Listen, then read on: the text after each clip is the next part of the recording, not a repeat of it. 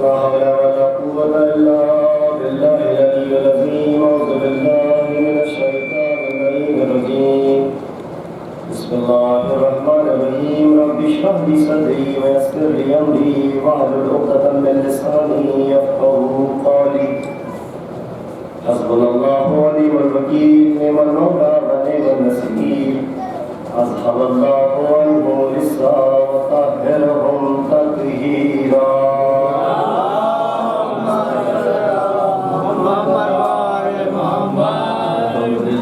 رب العالمين. الصلاة والسلام والتحية والإكرام على أمي المكي المدني الأرشي الهاشمي مولانا ومولى الثقلين جد الحسن والحسين يا صاحب السكينة مدفون بأرض مدينة مولانا أبي القاسم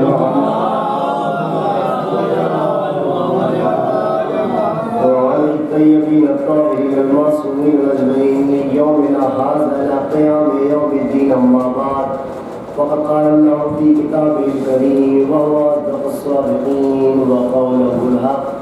بسم الله الرحمن الرحيم. إن الدين عند الله الإسلام. صلوات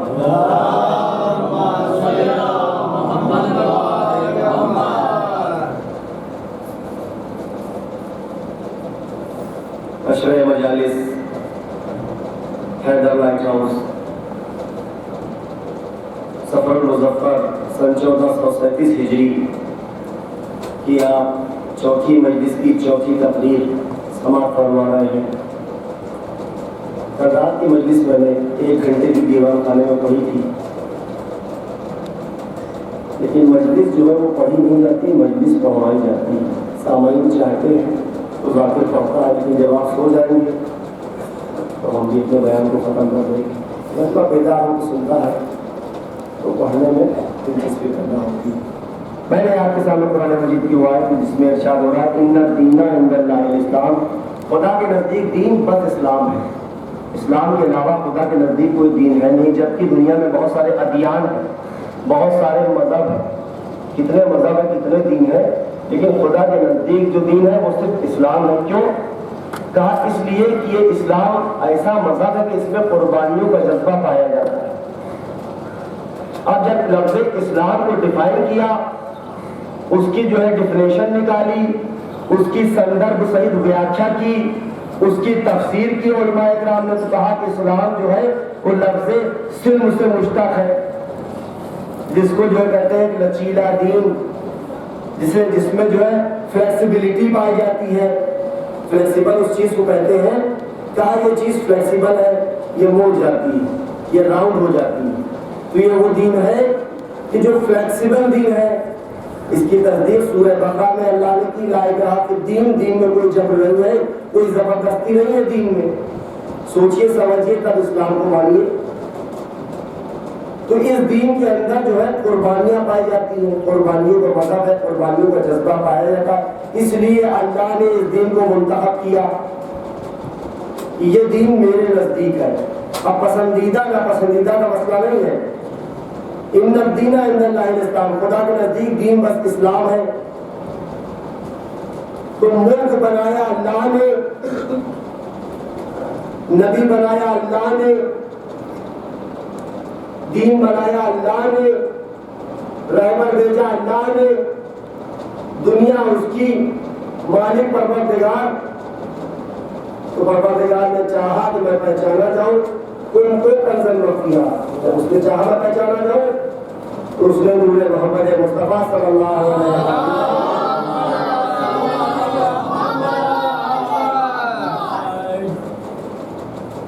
اگر آپ کے گھر میں کوئی بچہ جو ہے شیطانی کرنے لگے یا ادھر کرنے لگے تو آپ اس بچے کو کنٹرول کرتے ہیں.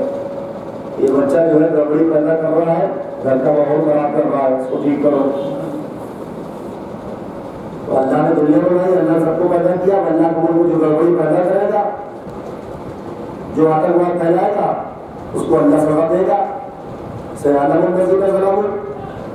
تو اب مسئلہ یہ ہے کہ اسلام ایسا مذہب ہے کہ جس میں ٹکراؤ نہیں پایا جاتا، لڑائی جھگڑا نہیں پایا جاتا اسلام میں. لیکن آج جب آپ دیکھیں اس دور کو تو سب سے زیادہ دہشت گردی کا جو ٹھپا لگا ہے وہ مسلمانوں کے اوپر لگا ہوا ہے. کیوں؟ کون سی ایسی وجوہات تھی کہ مسلمانوں کے اوپر دہشت گردی کا ٹھپا لگ گیا، جبکہ مسلمانوں کا آتنکواد سے کوئی لینا دینا ہی نہیں ہے؟ یہ تو قربانیوں کا مذہب ہے. تو اب اس کا سلسلہ تلاش کرنا پڑے گا، پوری تاریخ دیکھنی پڑے گی، پوری ہسٹری دیکھنی پڑے گی کہ آتنکواد چلا کہاں سے. تو سب سے پہلا آتنکواد دنیا میں کب ہوا؟ کہا سب سے پہلا آتنکواد اس وقت ہوا، سب سے پہلی موت دنیا میں، سب سے پہلا قتل اس وقت ہوا جب آدم کے بیٹے قابیل نے حابیل کو مارا. تو جو ہے قرآن میں آیا کہ اللہ نے آدم کے بیٹے کے اوپر لعنت کی ہے، کہا یہ قابل لعنت ہے، اس نے نبی کے بیٹے کو قتل کر دیا. یہ پہلا آتنکوادی ہے دنیا کا، قابیل دنیا کا پہلا آتنکوادی. اب سلسلہ میں آپ کو بتا رہا ہوں، آپ جو ہے نوٹ کرتے رہیے گا، کیونکہ ایک گھنٹے کے اندر آتنکواد کو سمیٹا نہیں جا سکتا ہے. بنی امیہ نے اتنا پھیلا دیا آتنکواد. تو اب سب سے پہلا آتنکوادی کہا قابیل. قابیل نے حابیل کو مار دیا. اب جب حابیل مر گئے، انتقال کر گئے، مقتول ہو گئے، قتل ہو گئے، تو قابیل شیطانی صفت، اور اس کے بچے بھی ہو رہے ہیں، وہ شیطان الفوج بڑھتی چلی جا رہی ہے. جناب آدم کے پاس اب کوئی نہیں بیٹا ہے. حابیل کے مرنے کے بعد خالی ہو گئے آدم. آدم روتے رہے، بہت دن تک دعا کرتے رہے. تب اللہ نے آدم کو شیش ایسا بیٹا عطا کیا. جناب شیش پیدا ہوئے. جب شیش پیدا ہو گئے تو پھر قابیل کو ٹینشن، یہ لیجیے ان کو بھی ختم کرنا میں ذمہ داری ہے. تو اب پروردگار نے کہا کہ اے آدم تم گھبراؤ نہیں، تمہارے بیٹے شیش کی مدد کے لیے ہم ملائکہ کی ایک فوج بھیج رہے ہیں. اور یہی نہیں، ملائکہ کی فوج اللہ نے بھیجی اور ان کے ہاتھ میں علم دے کے بھیجا. اس علم میں اس پرچم کا ہریرا وائٹ تھا، سفید تھا. اور سب سے پہلا جو علم بنا، سب سے پہلا جو پرچم بنا، اللہ نے کہا اس کا نام ہے لواء الحمد.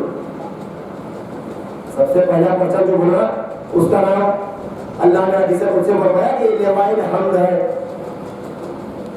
اور اس کے بعد جو ہے ٹکراؤ شروع ہو گیا. تو آتنکواد کے خلاف مزدور لڑتے رہے، آتنکواد جو ہے مزدوروں کو اوپر حملہ کرتا رہا. اس کے بعد اب تاریخ انبیاء پڑھیے، جناب نوح کے دور میں آ جائیے. جناب نوح کا نام نوح نہیں ہے، عبد الغفار ہے. 2500 سال کی عمر پائی. 2500 سال کی عمر پانے میں 900 برس جو ہے صرف تبلیغ کی.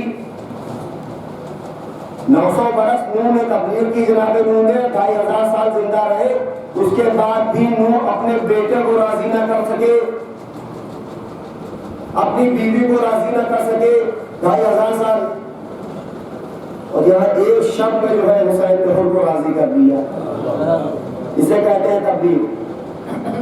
نوح کے دور میں آتنکواد اتنا ہوا کہ نوح نے اتنا گریہ کیا کہ اللہ نے کہا تم تو نوح ہو. نوح کے معنی ہوتے ہیں نوحہ پڑھنے والا. اللہ نے اپنے نبی کا نام رکھ دیا نوح، نوحہ پڑھنے والا، گریہ کرنے والا. اور آگے بڑھیے، جناب موسیٰ کا دور لیجیے. موسیٰ کے دور میں آ گیا آتنکوادی، اس کا نام تھا فرعون. ہارون، حامان، شداد، یہ سب کون ہے؟ یہ سب آتنکوادی ہیں جنہوں نے خدائی کا دعویٰ کیا، اللہ کے خلاف آتنکواد کیا ہے، اللہ کے خلاف پروپیگنڈا کیا ہے. اور تاریخ آگے بڑھی. ابراہیم کا دور آیا. جب ابراہیم کا دور آیا تو اس میں ایک آتنکوادی نمرود نام سے اٹھا. کہا نمرود کون تھا؟ کہا آتنکواد تھا جس نے نبی کے خلاف پروپیگنڈا کیا، اللہ کو نہیں مانا. جناب ابراہیم دعوت دے رہے ہیں، نمرود نے نہیں مانا. کہا میرا خدا تو وہ ہے جو مشرق سے سورج نکالتا ہے، مغرب میں ڈبو دیتا ہے. جناب ابراہیم نے کہا میرا خدا تو وہ ہے جو موت و حیات کے اوپر قبضہ قدرت رکھتا ہے. نمرود کا ہے کہ کیسی بڑی بات، ہم خود ہی خدا ہے، ہم بھی قدرت رکھتے ہیں.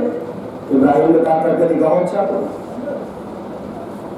قائد خانے میں جناب ابراہیم کے ساتھ گیا اور جانے کے بعد जिस शख्स को रिहाई मिलने वाली थी उसे कत्ल कर दिया, तो जिसको सजा होने वाली थी उसे आजाद कर दिया। कहा देखा, एक को मैंने मौत दे दिया, एक को हयात दे दिया। अब इब्राहिम ने कहा तूने जुल्म किया उनके ऊपर।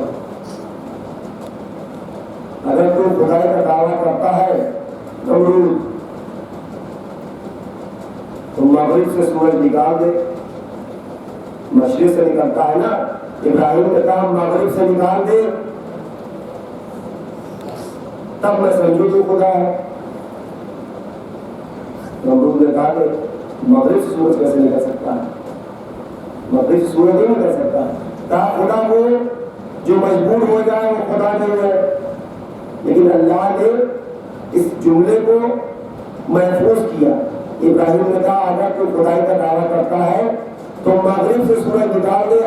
परवरदिगार ने कहा इब्राहिम, हमारी मोहब्बत में इतना बड़ा जुमला तुमने कहा है, अब ये पावर जो है किसी को देना पड़ेगा। वइन्ना लनल आखिरता वल ऊला, कुरान आखिरत का अख्तियार, दुनिया का अख्तियार, कुल अख्तियार अल्लाह कह रहा हमारे हाथ में है। जब इब्राहिम सारे इम्तिहानात में पास हो गए तो परवरदिगार आलम ने इरशाद फरमाया फअतम्महुन्ना इन्नी जाइलुका लिन्नासि इमामा। ऐ इब्राहिम तुम मुबारकबाद के मुस्तहिक हो, हमने तुम्हें इंसानियत का इमाम बनाया, हमने तुम्हें लोगों का इमाम बनाया, हमने तुम्हें दुनिया का इमाम बनाया, हमने तुम्हें आलमीन का इमाम बनाया, हमने तुम्हें कायनात का इमाम बनाया।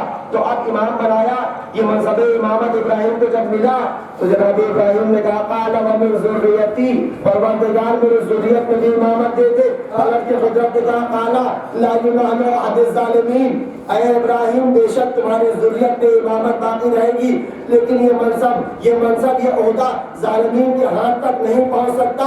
कुरान कह रहा है मनसब इमामत जालिमीन के हाथ तक नहीं पहुंच सकता।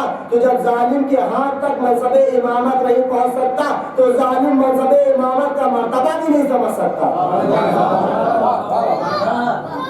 जालिम नहीं समझ सकता इमामत क्या है।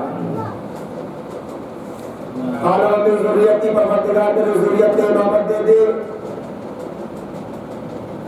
अल्लाह ने कहा ठीक है तुम्हारी ज़ुर्रियत में इमामत रहेगी। जनाब इब्राहिम से मैं गुजारिश करूंगा या नबी अल्लाह, आपको नबूवत मिली, तोहफे मिले अल्लाह की तरफ से, खुल्लत मिली, लेकिन आपने मजीद फरमाइश नहीं की कि नबूवत मेरी नस्ल में दे दे, खुल्लत मेरी नस्ल में दे दे, सहीफे दे दे, किताब दे दे, शरीयत दे दे। कुछ इब्राहिम ने कुछ और नहीं मांगा, लेकिन सारे तोहफे अल्लाह दे रहा है इब्राहिम को। इब्राहिम ने कोई फरमाइश नहीं की, अल्लाह दे रहा है। ये नहीं कहा कि मेरी औलाद में दे दे, लेकिन जिस वक्त इमामत की बात आई कहा क़ाल व मिन ज़ुर्रियती, परवरदिगार मेरी ज़ुर्रियत में इमामत दे दे। क्यों? ये मनसब इमामत क़यामत तक बाकी रहने वाला है। बक़ियतुल्लाह खैरुल लकुम इन कुंतुम मुमिनीन।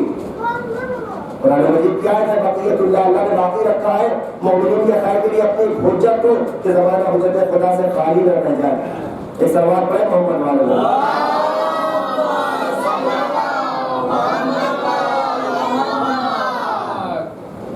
आदम से लेकर ईसा तक 1,23,999 नबियों का सिलसिला है। या अल्लाह आदम से क्यों ना कहा कि काबा बना दे, नूह से क्यों ना कहा कि काबा बना दे, शीश से क्यों ना काबा बना दे, जुल्करनैन से क्यों ना काबा बनवा लिया, यूनुस से क्यों ना काबा बनवा लिया, यूशा से क्यों ना काबा बनवा लिया, जुल्करनैन से क्यों ना काबा बनवा लिया, जर्जीस से क्यों ना काबा बनवा लिया, यूनुस से क्यों ना काबा बनवा लिया। इसलिए नबी आए किसी से रहता कोई भी नबी बना देता। ये इब्राहिम से ही काबा क्यों बनवाया गया, ये इब्राहिम से ही काबे की तामीर क्यों करवाई गई? इसलिए कि इब्राहिम ने कहा था ना क़ाला व मिन ज़ुर्रियती, परवरदिगार मेरी ज़ुर्रियत में इमामत दे दे। अल्लाह ने कहा इमामत तो मांग रहे हो, उसका ज़हूर कहाँ करवाओगे? क्या कहने इब्राहिम, इमामत तो वही उतरेगी ना जहाँ पर अल्लाह चाहेगा, लेकिन वो एक मखसूस घर होगा। इब्राहिम खाने काबा की तामीर करो। यही वजह है कि इब्राहिम ने अपनी ज़ुर्रियत में इमामत मांगी थी। अल्लाह ने हुक्म दिया इब्राहिम खाने काबा बनाओ, इब्राहिम ने खाने काबा बनाया। यही वजह है कि जनाब अबू तालिब के घर में बिन्ते असद थी, लेकिन जो है सारे बच्चे अबू तालिब के बिन्ते असद के घर में पैदा हुए, अबू तालिब के घर में पैदा हुए, इमरान के घर में पैदा हुए। लेकिन जिस वक्त علی ابن ابی طالب کے ولادت کی بات آئی بس جناب بنت اسد خانہ کعبہ کی طرف چلی. یہ بنت اسد ہے وہ مریم تھی کہ بیت المقدس گئی تھی. اللہ نے کہا ہے مریم یہاں ولادت نہیں ہو سکتی, کہیں اور چلی جاؤ. مریم سے یہ کہہ دو کہ برا آپ نہ مانے, مریم سے یہ کہہ دو کہ برا آپ نہ مانے, تب مرضی ہے رب اور کی اب اور ہی کچھ ہے. عیسیٰ کی ولادت کا سبب اور ہی کچھ تھا, حیدر کی ولادت کا سبب اور ہی کچھ ہے. مریم سے یہ کہہ دو کہ برا آپ نہ مانے, تب مرضی ہے رب اور کی اب اور ہی کچھ ہے. عیسیٰ کی ولادت کا سبب اور ہی کچھ تھا, حیدر کی ولادت کا سبب اور ہی کچھ ہے. اب جناب مریم کو منع کر دیا. کون مریم؟ کہا مریم کے لیے سورہ آل عمران میں آیا یا مریم ان اللہ اصطفاک وطہرک واصطفاک علی نساء العالمین. اے مریم اللہ کہتا ہے ہم نے آپ کو چن لیا اپنے گھر کے لیے, اپنی عبادت کے لیے اور پاک قرار دیا عالمین کی عورتوں میں. یہ مریم ہے جن کو اللہ نے چن لیا, چننے کے بعد اپنے گھر میں گھسنے نہیں دیا. یہ بنت اسد ہے کہ جو علی کی ولادت کے وقت آ گئی, خانہ کعبہ کے اوپر ہاتھ رکھ کے کہا پروردگارا تجھے اس مولود کا واسطہ کہ میری مشکل کو آسان کر دے. اب ازاداروں ایک بات سمجھ لیجئے, مولود اس بچے کو کہتے ہیں جو پیدا ہو چکا ہو. مولود اس بچے کو کہتے ہیں جو پیدا ہو چکا ہو. کہا فاطمہ بنت اسد ہے میرے اللہ تجھے اس مولود کا واسطہ میری مشکل کو آسان کر دے. میں کہوں گا بنت اسد کس مشکل کی بات کر رہی ہو, تو عجب نہیں بنت اسد جواب دے کہ مولود اس بچے کو کہتے ہیں جو پیدا ہو چکا. نہیں, پیدا علی نہیں ہو رہے ہیں, علی جو ہے خانہ کعبہ میں ظہور کر رہے ہیں, امامت کا ظہور ہو رہا ہے.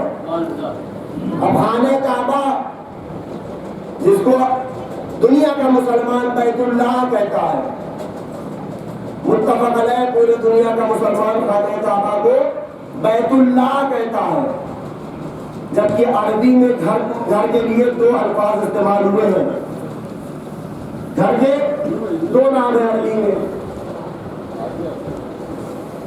دیکھیے بھائی باریک سی بات ہے, اس کو سنیے گا آپ کو انشاءاللہ مل پائے گا. عربی میں گھر کو کہتے ہیں بیت, اور عربی میں گھر کو کہتے ہیں دیر. بعض لوگ دیر کہتے ہیں, بعض لوگ دار بھی کہتے ہیں. عربی میں ایک چیز کی 70 معنی ہوتے ہیں دار. اب انہوں نے لکھ دیا لکھنؤ میں دار الشفا, شفا کا گھر. دار الندوہ, دار کے معنی گھر کے ہیں, دار الندوہ, دار العلوم, علوم کا گھر. تو دیر بھی کہتے ہیں گھر کو, بیت بھی کہتے ہیں, عربی میں دو الفاظ ہیں.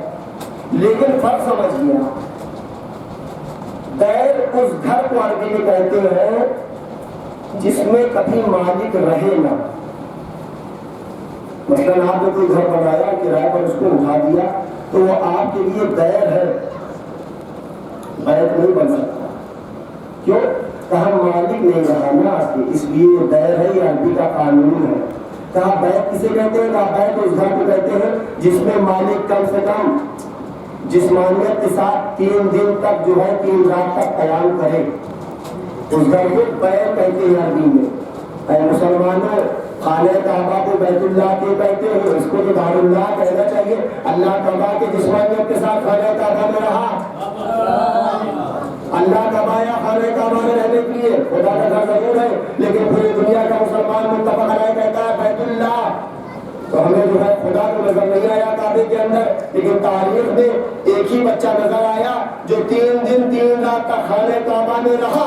اور جب رہا تو لوگوں نے کہا بھائی اس بچے کو تشبیہ کس سے دی جائے گی؟ کہا یہ نفس اللہ ہے, یہ عین اللہ ہے, یہ ید اللہ ہے, یہ لسان اللہ ہے, یہ وجہ اللہ ہے, یہ اللہ کا چہرہ ہے, یہ اللہ کا ہاتھ ہے, یہ اللہ کا بدن ہے, یہ اللہ کا جسم ہے. سارے مشابہت علی کو جو ہے اللہ سے دی گئی, اللہ کے گھر میں پیدا ہوئے. ارے شرف کسی کو ملا ہے؟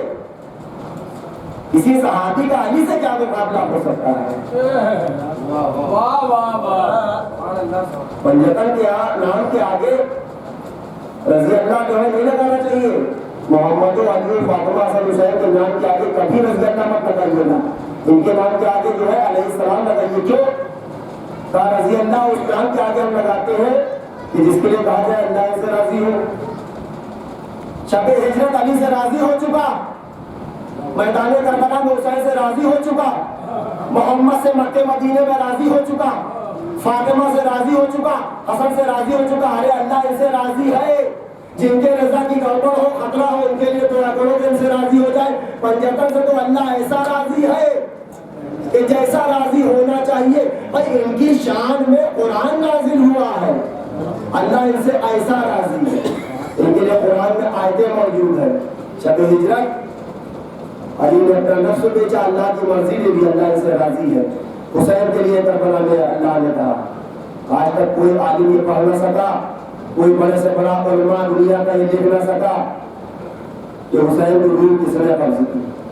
کوئی کہتے ملک الموت نے، میں زبان کھینچ لوں اس کی، واحد امام حسین السلام کی ذات مقدس وہ ہے جس کی روح کو خدا نے قبض کی۔ یا ایتھا النفس المطمئنہ ارجعی الی ربک راضیۃ مرضیہ۔ دنیا میں کوئی ایسا گزرا ہے انسان جس سے خدا کہے اے حسین تو مجھ سے راضی ہو جا، میں تو راضی ہو ہی چکا۔ یہ منزلت ہے امام حسین علیہ السلام۔ حسین سے خود اللہ کہہ رہا ہے میں تجھ سے راضی ہو گیا، تو بھی مجھ سے راضی ہو جا۔ فادخلی فی عبادی وادخلی جنتی، اے حسین میرے بندوں میں آ کے داخل ہو جا، میری جنت میں داخل ہو جا۔ تو کربلا میں امام حسین کو کس نے مارا؟ یہ سوال ہوتا ہے اور ہمارے اوپر الزام لگایا جاتا ہے کہ امام حسین کو شیعوں نے کربلا میں مارا۔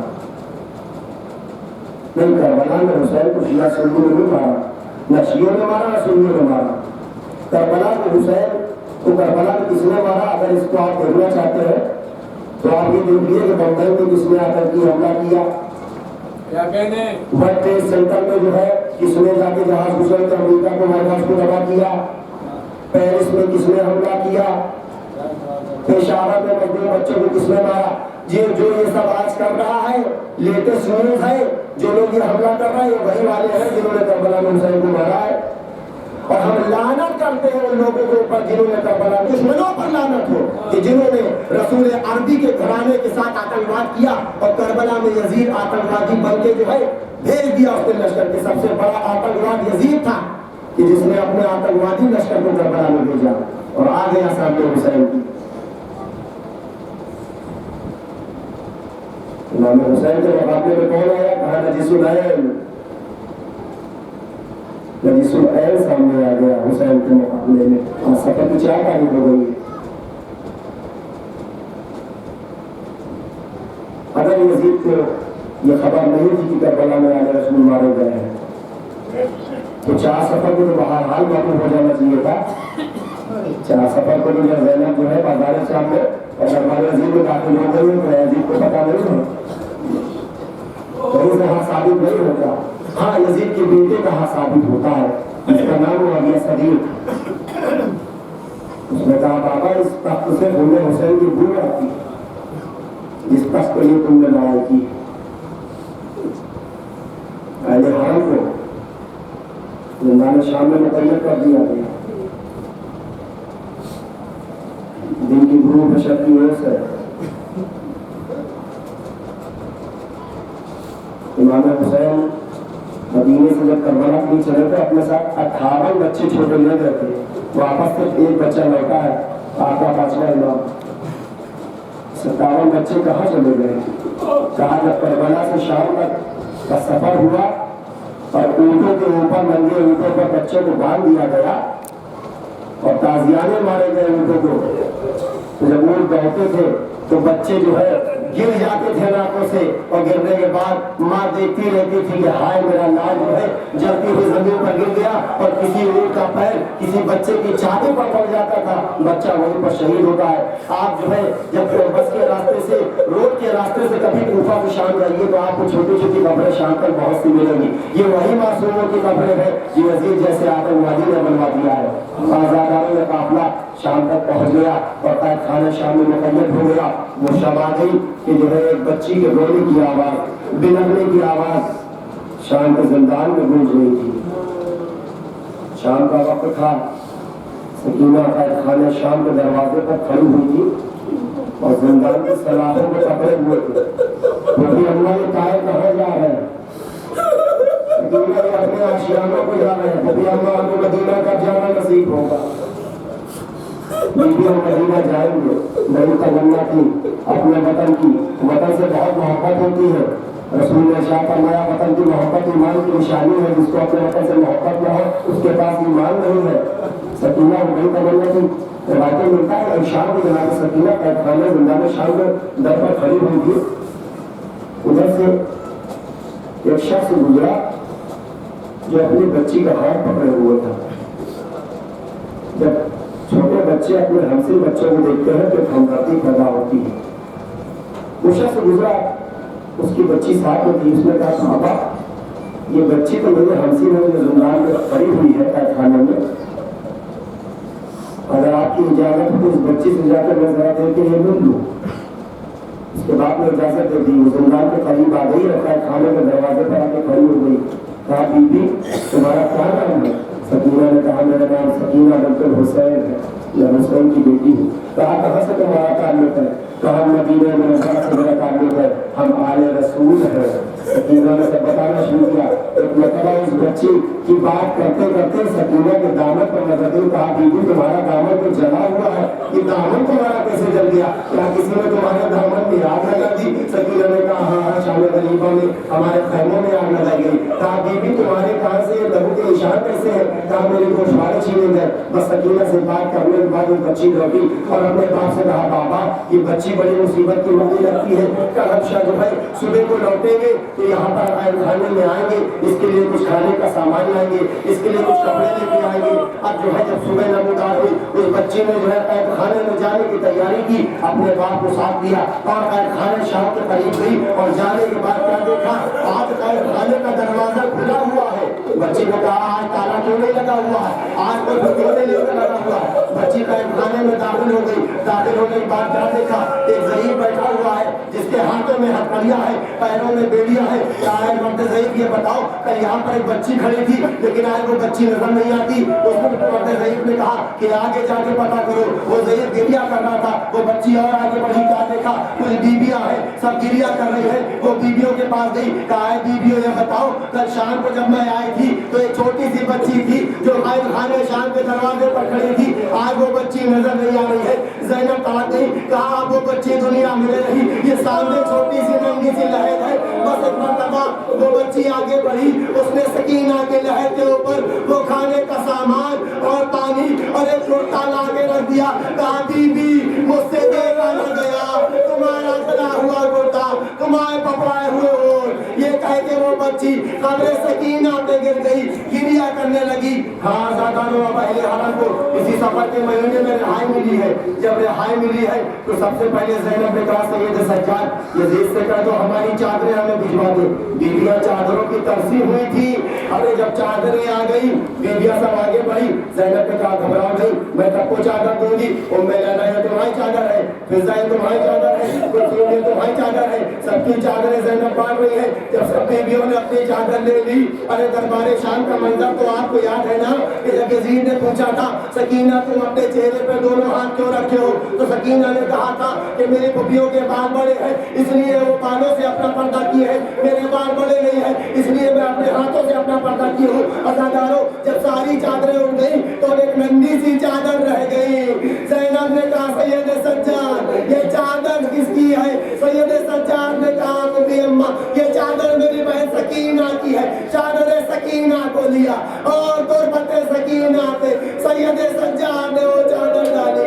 ऐ मेरी बहन सकीना हम मदीने जा रहे हैं, क्या तुम मेरे साथ न चलोगी? सैयद सज्जाद तुरबत सकीना पे गिरिया। सयालज़ीना इन्ना लिल्लाहि व इन्ना इलैहि राजिऊन। अल्लाह ज़िक्र हुसैन के सफ़र में हाज़िरान मजलिस की दीनी और दुनियावी हाजतों को पूरा